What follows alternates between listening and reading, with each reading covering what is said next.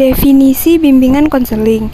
Bimbingan dan konseling adalah proses pemberian bantuan yang dilakukan melalui wawancara konseling oleh seorang ahli yang disebut juga konselor kepada individu yang sedang mengalami suatu masalah atau disebut juga konseli, yang bermuara pada teratasinya masalah yang dihadapi konseli serta dapat memanfaatkan berbagai potensi yang dimiliki dan sarana yang ada, sehingga individu atau kelompok individu itu dapat memahami dirinya sendiri untuk mencapai perkembangan yang optimal, mandiri, serta dapat merencanakan masa depan yang lebih baik untuk mencapai kesejahteraan hidup.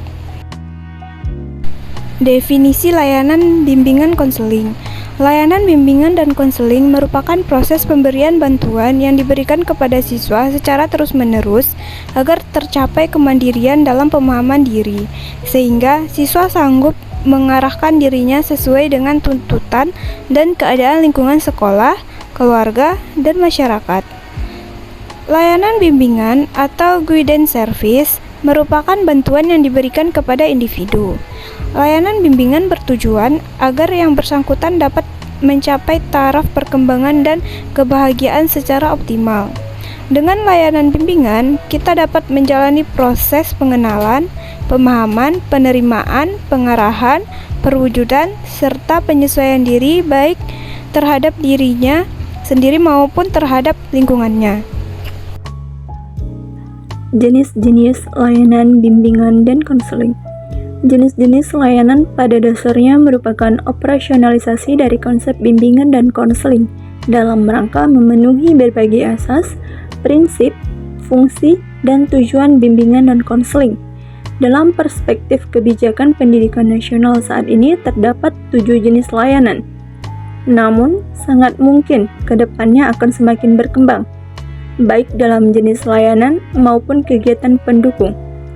Para ahli bimbingan di Indonesia saat ini sudah mulai meluncurkan 2 jenis layanan baru, yaitu layanan konsultasi dan layanan mediasi.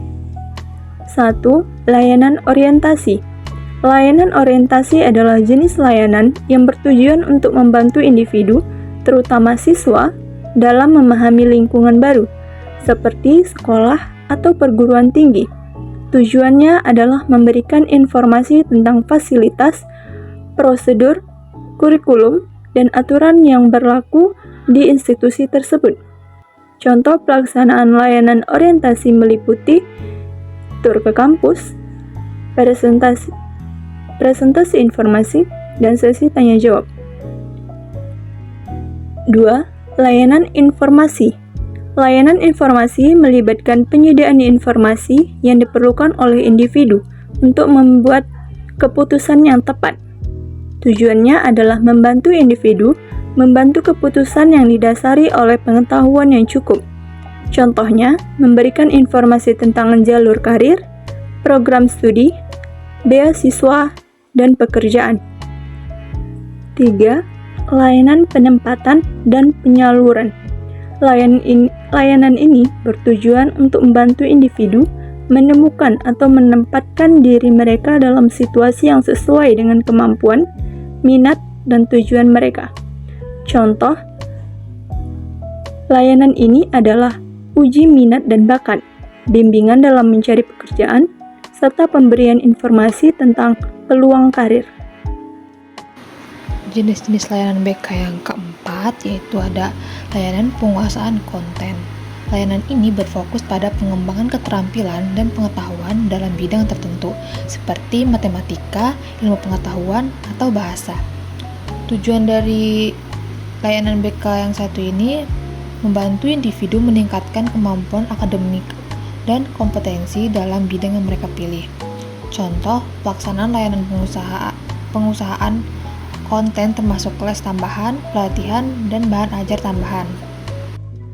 Jenis layanan BK yang terakhir yaitu ada konseling perorangan, di mana konseling perorangan ini adalah jenis layanan yang dilakukan oleh seorang konselor untuk membantu individu dalam mengatasi masalah pribadi atau psikologis, seperti masalah kejiwaan, kecemasan, depresi, atau masalah hubungan. Tujuan dari layanan BK konseling perorangan ini yaitu untuk memberikan dukungan emosional dan bimbingan untuk meningkatkan kesejahteraan individu. Contoh pelaksanaan sesi konseling pribadi dengan seorang konselor untuk membahas masalah seperti depresi, konflik keluarga, kecemasan, atau masalah perilaku.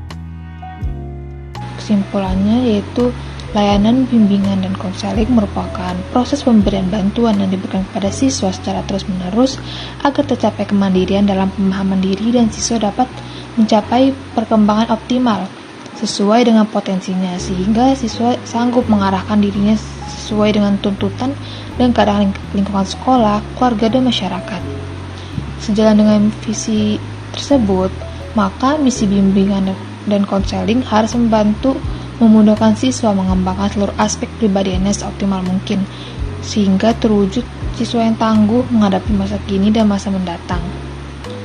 Tujuan utama dari semua jenis layanan bimbingan konseling ini adalah membantu individu mencapai perkembangan pribadi yang sehat, mengatasi masalah, dan mencapai tujuan mereka, baik dalam konteks pendidikan maupun karir. Konselor atau pembimbing berperan dalam memberikan informasi, bimbingan, dan dukungan yang dibutuhkan oleh individu untuk mencapai hal ini.